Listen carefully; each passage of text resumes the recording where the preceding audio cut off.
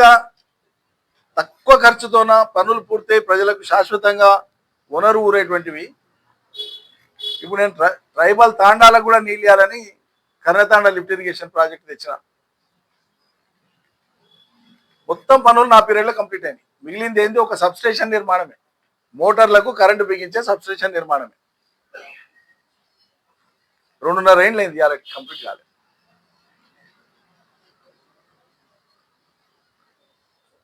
అది ఎంబడిబడి పూర్తి చేయించింటే మొన్నటి వారకాలమే నీళ్లు వారేది ఆ ప్రాంతం అంతా కూడా. ఒక సీజన్ పంట పండేది కదా రైతులకు.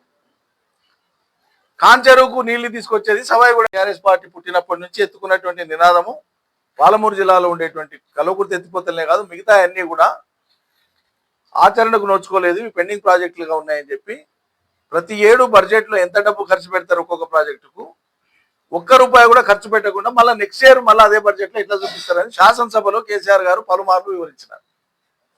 సమైక్య రాష్ట్ర ప్రభుత్వాలు సిగ్గుపడేటువంటి విధంగా కల్వకుర్తికి 2001లో ఎంత కేటాయించారు, ₹1 కూడా ఖర్చు చేయలేదు. 2002లో ఎంత కేటాయించారు, 2003లో ఎంత కేటాయించారు, అంకెలతో పాటు చూపించినారు. ₹1 ఖర్చు లేకుండా ఈ వైనాన్నంతా ఎండగడుతూ వచ్చిన ఆ తరుణంలో 2004లో రాజశేఖర రెడ్డి గారు ముఖ్యమంత్రి అయిన తర్వాత ఇక్కడ ఉండేటువంటి కాంగ్రెస్ నేతలు మేము ప్రాజెక్టులను వేగంగా పూర్తి చేస్తాం, ప్రాజెక్టులు పూర్తి అయితే తెలంగాణ అభివృద్ధి అయితే తెలంగాణ ప్రజలు తెలంగాణను కోరుకోరు అనేటువంటి స్థాయికి వాళ్ళు మాట్లాడారు చాలా మంది నాయకులు. అదొక అంశం.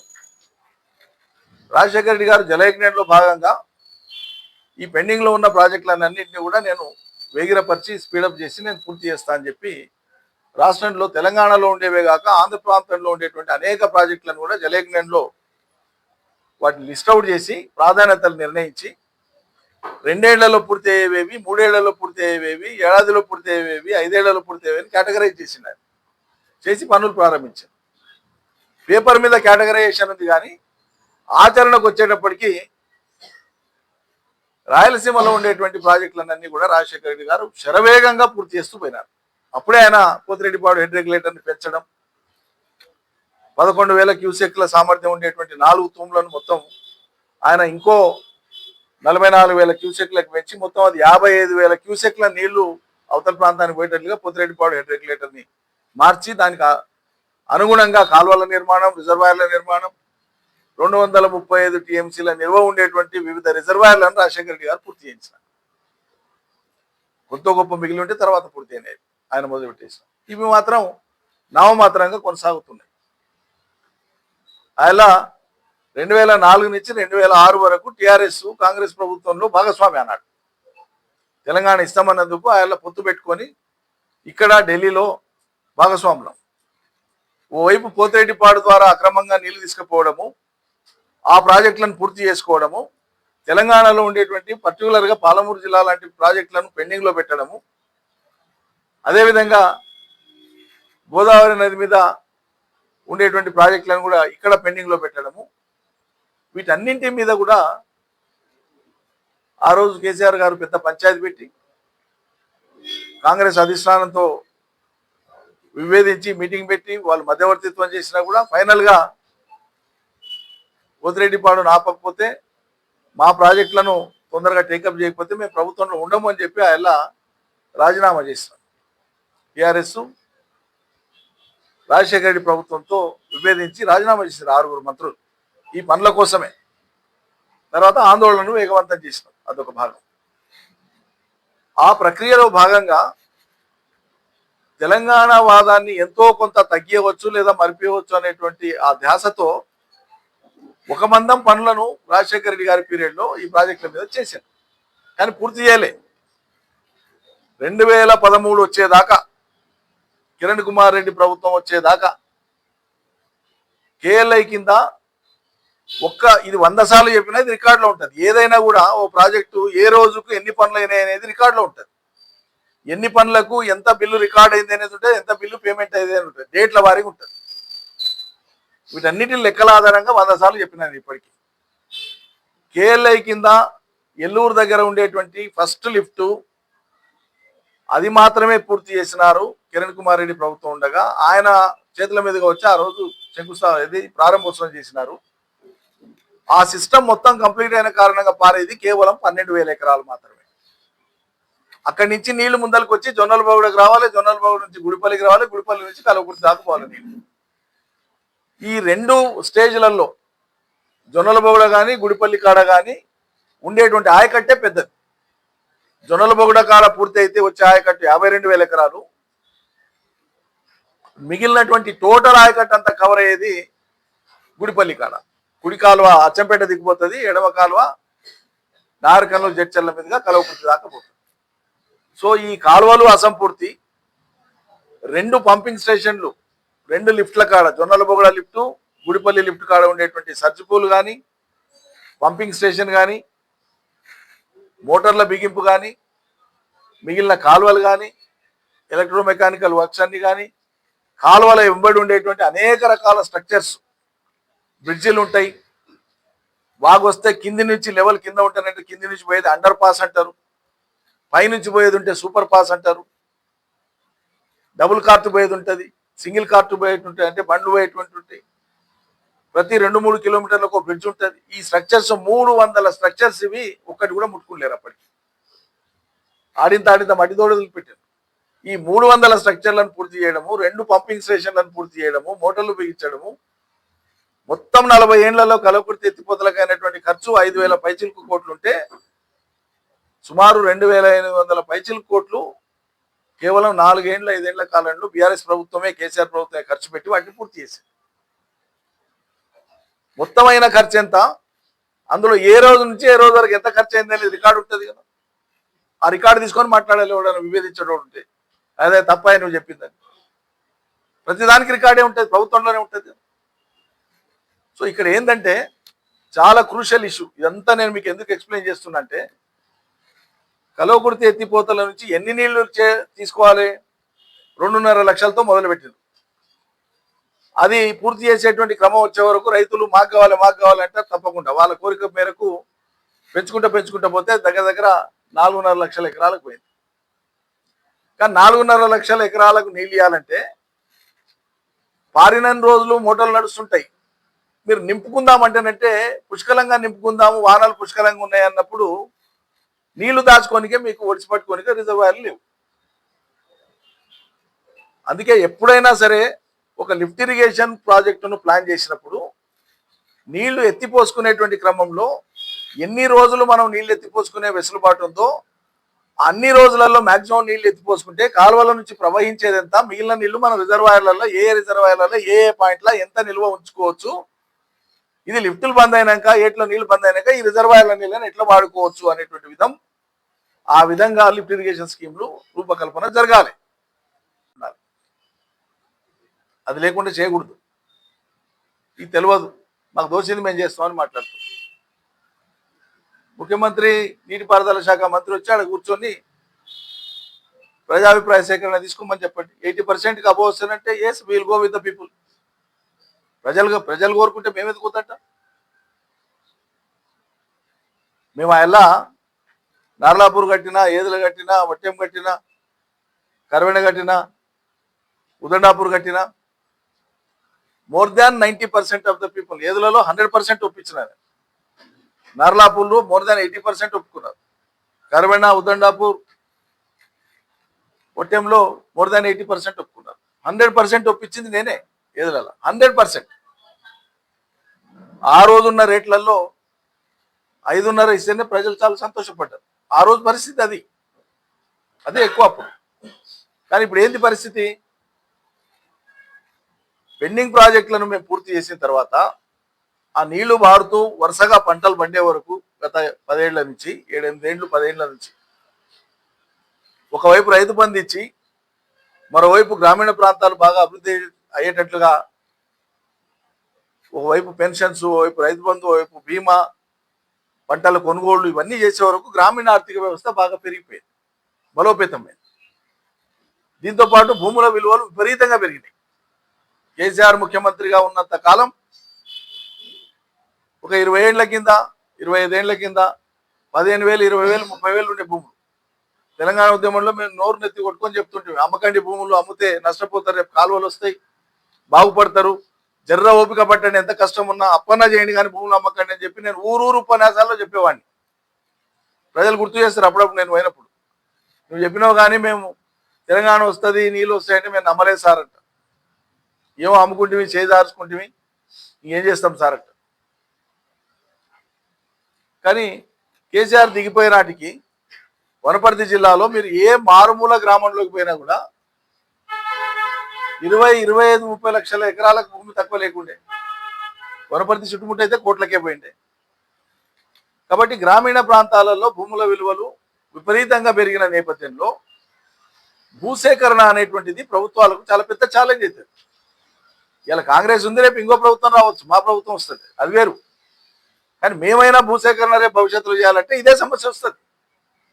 అందుకోసమే తక్కువ భూసేకరణతోన ఎక్కువ ప్రయోజనం ఉండేటట్లుగా, తక్కువ ఖర్చుతోన ఎక్కువ ఫలితం వచ్చేటట్లుగా ప్రాజెక్టుల రూపకల్పన చేయాలనేటువంటిదే ఆనాడు కేసీఆర్ రూపొందించినటువంటి పథకం. ఇలా వీళ్ళు తెలుసో తెలియకనో ఆ కాయిదాలు ఏముందో చదవనికే కూడా రాదు.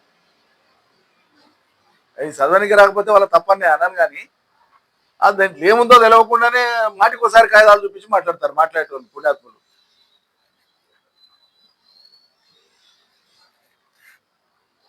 గొల్లపల్లి రిజర్వాయర్ నిరంజన్ రెడ్డి ప్రతిపాదించిండు. దీని మీద కొంత విషయం మీకు ఒకసారి వివరించాలి. రేపు సభలో చాలా పెద్ద ఎత్తున వివరిస్తాం. కానీ మీరు మీడియా మిత్రులు కొంత చెప్తే అర్థం చేసుకుంటారు కాబట్టి ప్రజలకు ఎక్కువ వివరంగా చెప్పాల్సి వస్తుంది. మీకు కొంత మూలం ఇస్తే మీరే అర్థం చేసుకుంటారు. కలవకుర్తి ఎత్తిపోతల పథకం అనేటువంటిది గతంలో చాలా ప్రెస్ మీట్స్లలో చెప్పినా మళ్ళీ ఒకసారి రిపీట్ చేస్తున్నాను. 84లో మొదటిసారి అప్పటికి ఒక జూరాల ప్రాజెక్టుకు శంకుస్థాపన జరిగి పనులు ప్రారంభమైనాయి 1981 నుంచి. కానీ అప్పటికి ఏం లేవు. గాడింత కాలువలు తోవడం అది ఒక ప్రాజెక్ట్ లాగా కూడా ఎవరికి జిల్లా ప్రజల మధ్యలో కూడా లేదు అప్పటికి. ఎందుకంటే జూరాల 40 ఏళ్ళు తీసుకుంది పూర్తిగానికి. 81లో అంజయ్య గారు శంకుస్థాపన చేసిన తర్వాత ఇక అదొకటి ఉంది అనేది ఇరిగేషన్ మీద ధ్యాస ఉన్నోళ్లకు కొద్దిమంది ఆ చుట్టుముట్టున్న ప్రాంత ప్రజలకు తప్ప ఎవరికి అది ప్రాజెక్టు అదొకటి అవుతుందనే ధ్యాస కూడా ఎవరికి లేదు. 83లో తెలుగుదేశం ఎన్టీ రామారావు గారు ముఖ్యమంత్రి అయిన తర్వాత పూర్వం ఉండేటువంటి కాంగ్రెస్ దశాబ్దాలు పాలించినటువంటి కాంగ్రెస్ మూలంగా మొత్తం అవిభక్త ఆంధ్రప్రదేశ్ రాష్ట్రానికి సంభవించిన నష్టాలలో ఉమ్మడి పాలమూరు జిల్లాకు కూడా బాగా అన్యాయం జరిగిందనేటువంటిది అన్ని రాజకీయ పార్టీల్లో ఉన్న నేతలు అంగీకరించిన విషయమే. ఆ రోజులలో 1984లో మార్పులో భాగంగా కొంత ఏదో ఈ జిల్లాకు జరగాలనేటువంటి తాపత్రయంతోన కృష్ణానదికి పక్కలో ఉండేటువంటి శాసనసభ్యులు కృష్ణానది నుంచి నీళ్లు రావాలి అని తాపత్రయపడినటువంటి వాళ్ళు ఆ రోజు స్వర్గీయ వెంకటేశ్వరరావు కొల్లాపూర్, స్వర్గీయ బాలకృష్ణయ్య గారు వనపర్తి, స్వర్గీయ కృష్ణారెడ్డి గారు నాగసాల కృష్ణారెడ్డి గారు జడ్చల్ల, స్వర్గీయ మోహన్ గౌడు నాగర్ కర్నూలు. ఈ శాసనసభ్యులు ఆనాడు మంత్రిగా ఉండేటువంటి దివంగత శ్రీ పుట్టపాక మహేంద్రనాథ్ గారి నేతృత్వంలో మొదటిసారి ఒక రిప్రజెంటేషన్ ఇచ్చినారు ఎన్టీ రామారావు గారికి. ఏమని, అయ్యా ఇప్పుడు మొదలుపెట్టినటువంటి జూరాల ప్రాజెక్ట్ అనేటువంటిది సరే అది ఎప్పుడైతుందో ఏమవుతుందో ఎంత అవుతుందో తెలియదు. మా జిల్లాలో వ్యవసాయ భూమి చాలా ఎక్కువ ఉంది. కానీ ఆ ప్రాజెక్టు అడిదిప్పి ఇప్పుడు 1,10,000 ఎకరాలకే కడుతున్నట్టు తెలిసింది. 35 లక్షల ఎకరాల సాగుకు యోగ్యమైన పాలమూరు జిల్లాలో కృష్ణానది డౌన్ ఉంది, దక్షిణాదికి కిందికి ఉంది, జిల్లా ఉత్తరాదికి ఎత్తు ఉంది. ఎత్తిపోతలు తప్ప వేరే మార్గం లేదు. జూరాల కింద వచ్చేటువంటి ఆయకట్టు 1,00,000 ఎకరాలు ఏ మూలకు సరిపోదు. మా జిల్లాలో ప్రజల ఆకలిని తీర్చదు. ఇది కరువు జిల్లా, వలస జిల్లా. అప్పటికే ఎన్టీ రామారావు ముఖ్యమంత్రి అయిన వెంటనే అప్పటి కరువులో అమలు కేంద్రాలు పెట్టింది సిపిఎం వాళ్ళు. గుమ్మడం, మన దగ్గర గుమ్మడంలో కూడా అమలు కేంద్రం పెట్టింది.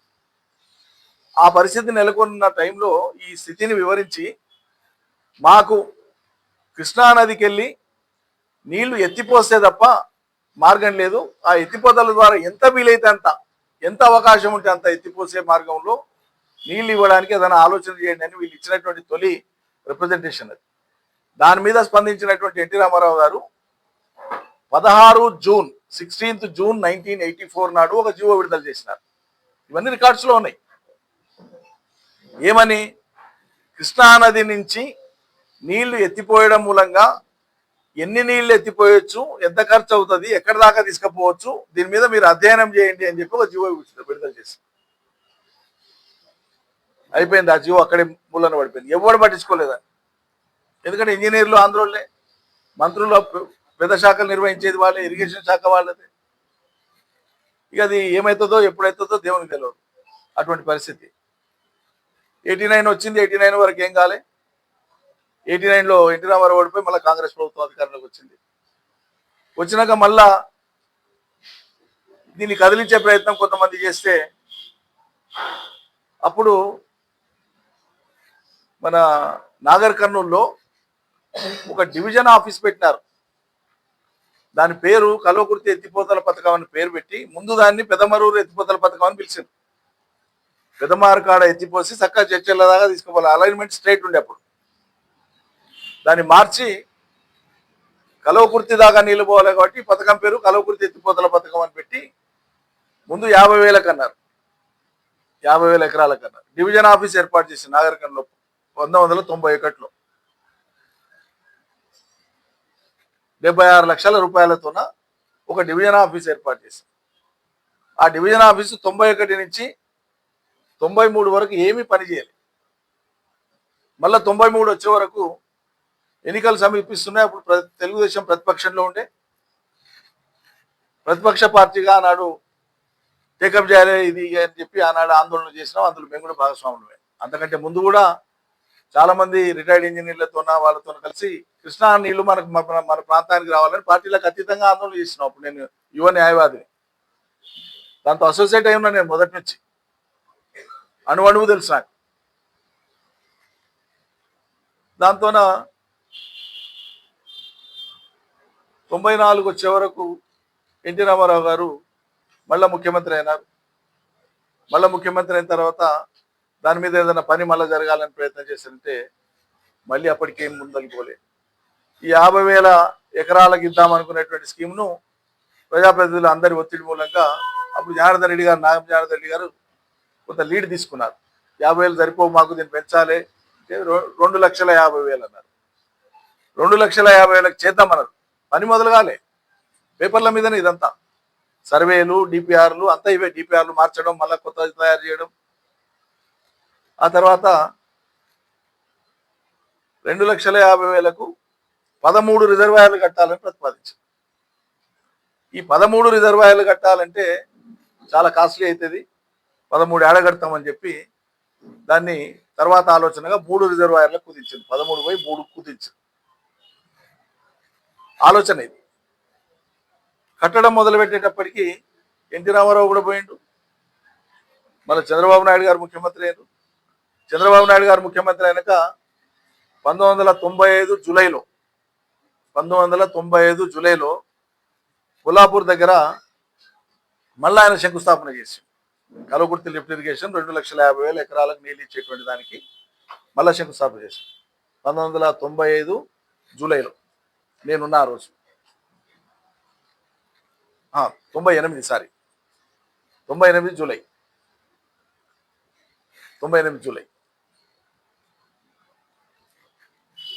సరే, అప్పుడు ఈ కెనాల్స్ కానీ ఇవన్నీ ఏవి లేవు. ఎల్లూరు కాడ ఒక రిజర్వాయరు, అంటే చెరువు రిజర్వాయర్ కూడా కావు, పెద్దవి కావు. గన్పూర్ చెరువు కంటే జరంత పెద్ద ఉంటుంది. కానాపల్లి చెరువు కంటే చిన్నగా, గన్పూర్ చెరువు కంటే పెద్దగా. 0.9 TMC ఎల్లూరు. జొన్నల బోడ, శంకర సముద్రం అంతా 2 TMC. గుడిపల్లి మళ్ళీ అది కూడా 0.9 TMC.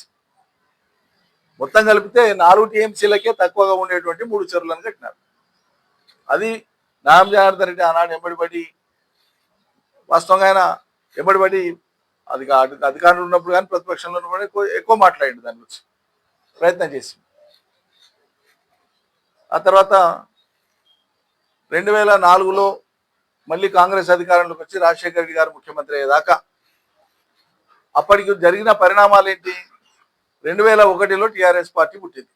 మనం వచ్చినాకనే 25 TMCల వరద జలాలు వాడుకునేటువంటి ఈ ప్రాజెక్టును 40 TMCలకు పెంచుకున్నాం, మనం కేటాయింపు చేసుకున్నాం. ఈ 40 TMCలను వాడుకోవాలంటే అదనపు రిజర్వాయర్లు కావాలి. ప్రభుత్వం వచ్చింది 2014 జూన్. వెంబడే దాన్ని పరిశీలన చేసి మేమే డిమాండ్ చేస్తాం. ఆనాటి మంత్రి కృష్ణారావు, లక్ష్మారెడ్డి, నేను planning board vice chairman, cabinet ర్యాంకులో ఉన్నవాడిని.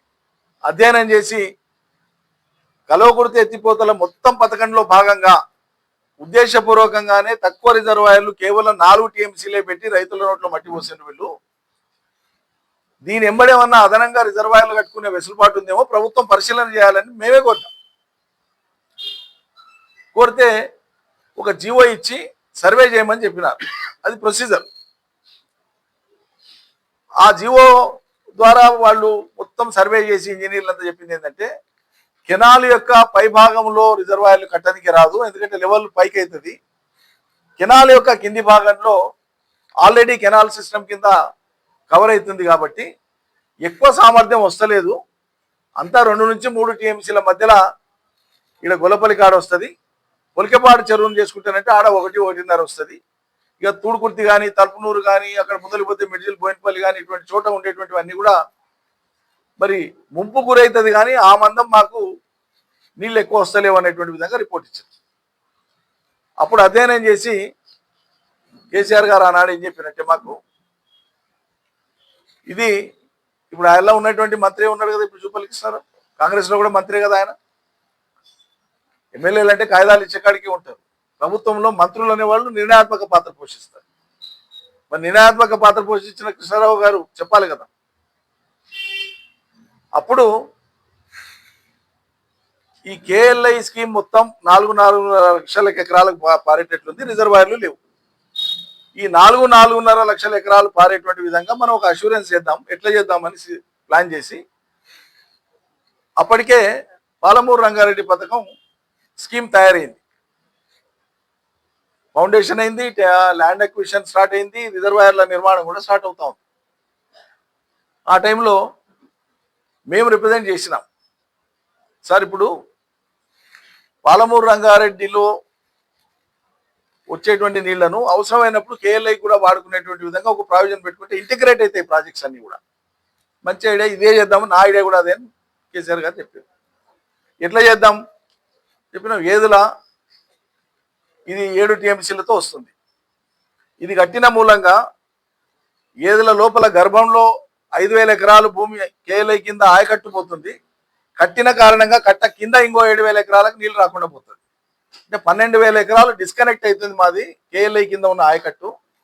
దాన్ని కాంపెన్సేట్ చేయాలి అని నేను విన్నవించి, మరి దానికి మార్గం ఏంటంటే మాకు ఆల్రెడీ కేఎల్ఐ కింద గత ప్రభుత్వాలు కట్టినటువంటి నిర్మించినటువంటి D8 కానీ D5 కానీ ఏవైతే మన జిల్లా అవసరాలకు ప్లస్ కొంత కోల్హాపూర్ ప్రాంతానికి పోతాయి, కోడేరు పానగల్ మండలాలకు D8 నుంచి.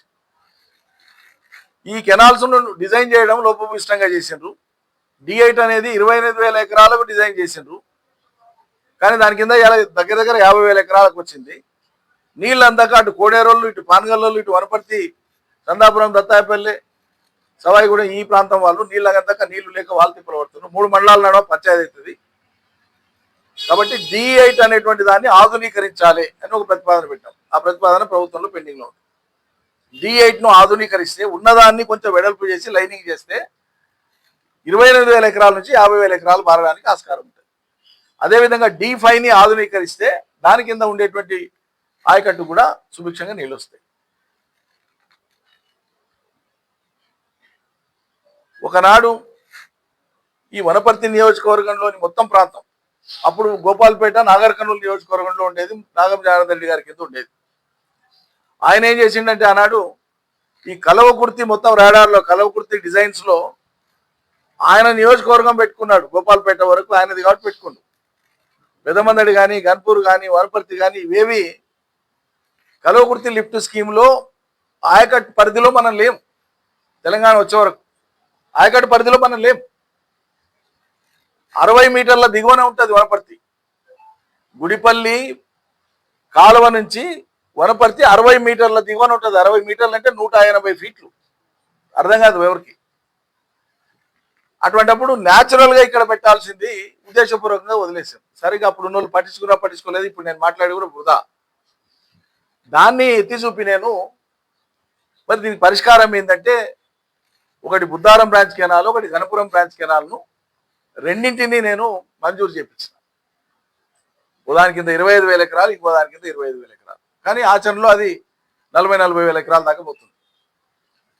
ఇక కొంచెం పనులు అసంపూర్తి ఉంది. వాటి మీద నేను ఇంకో నాడు సపరేట్ ప్రెస్ మీట్ పెట్టి చెప్తాను, అందులో ఉన్న భాగవతం అంతా.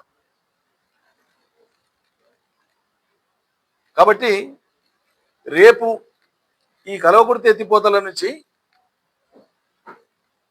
పంపులు ఆగిపోయినా లేదా రిజర్వాయర్ కెపాసిటీ లేదు కాబట్టి, నీళ్లు అందవు కాబట్టి, ఇబ్బందులు అవుతాయి కాబట్టి యాసంగి పంటకు, ఇటు బుద్ధారం బ్రాంచ్ కెనాల్కు అటు గణపూర్ బ్రాంచ్ కెనాల్కు ఈ ఏదుల రిజర్వాయర్ నుంచి ఒక లింక్ ఇస్తే సరిపోతుంది. చిన్న కెనాల్ ఆల్రెడీ ఏదుల రిజర్వాయర్కు ఒక ఆప్టేక్ పెట్టినాం మేము, ఓటీ అంటారు దాన్ని. ఆ ఓటీ ద్వారా 50,000 ఎకరాలకు నీళ్లు తీసుకోవచ్చు.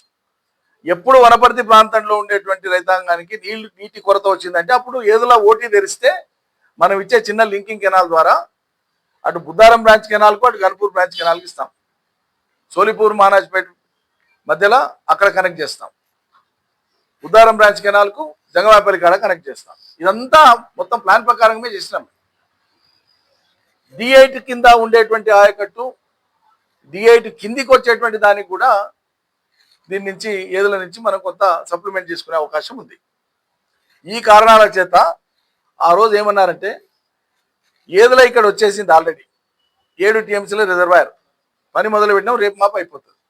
మరి ఇది ఉన్నాక ఈ KLI పేరు మీద ఉండే ఆన్లైన్ రిజర్వాయర్లు చిన్న చిన్న బుడక ఇవన్నీ ఎట్లా సాధ్యమైతే వాటి యొక్క అవసరం కూడా ఏముంది, ఇంకా అవసరం లేదు కదా, ప్రభుత్వ ఖర్చు వృధా అని చెప్పి 2018 సెప్టెంబర్ అనుకుంటాను, 2018 జూనో సెప్టెంబర్ 2018 సెప్టెంబర్, అప్పటికి ఇంకా నేను ఎమ్మెల్యే కాలే, మంత్రిని కాలే,